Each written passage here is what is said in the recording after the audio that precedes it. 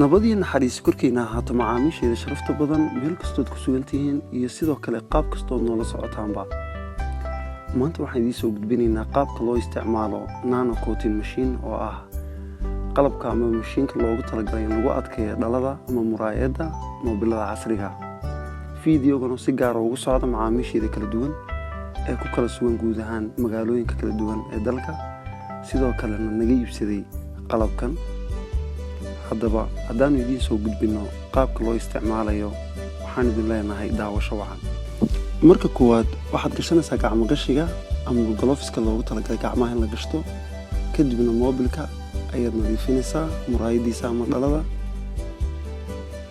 mashiinka ayaad siraadanaysaa ama waad diyaarsanaysaa, kolle dhinacaaga waa yaalaa maadaamaad haysatid mashiinkii. kadib waxaad soo qaadaysaa essential waxa la yidhaahdo oo ah essential oil oo ah saliidda mashiinka lagu dhex shubaayo ee ku jirta dhalada yar ee kafeega u eg. 3 dhibcood ayaad ku shubaysaa mashiinka.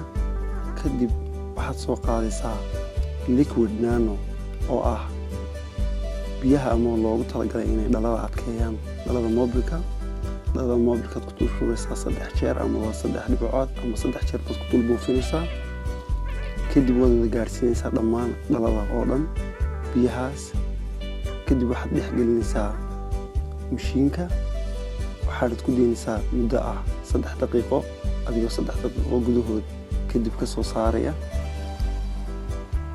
kadib markaad ka soo saartid waxaad arkaysaa moobilkaaga isbeddel weyn oo ah dhanka muraayadda ama dhaladiisa ah, taasoo uu ka gaashaaman yahay amaba midaasi ku anfacayso inaanay muraayaddu kaa xooqoomin, sidoo kalena aanay kaa jabin.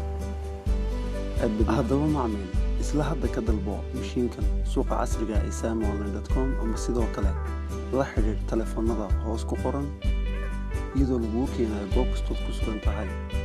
sidoo kalena soo qaadistu ay bilaash ku tahay. waxaad ku iibsan kartaa qiimo dhan $110 oo keliyaata. aad baad u mahadsantihiin.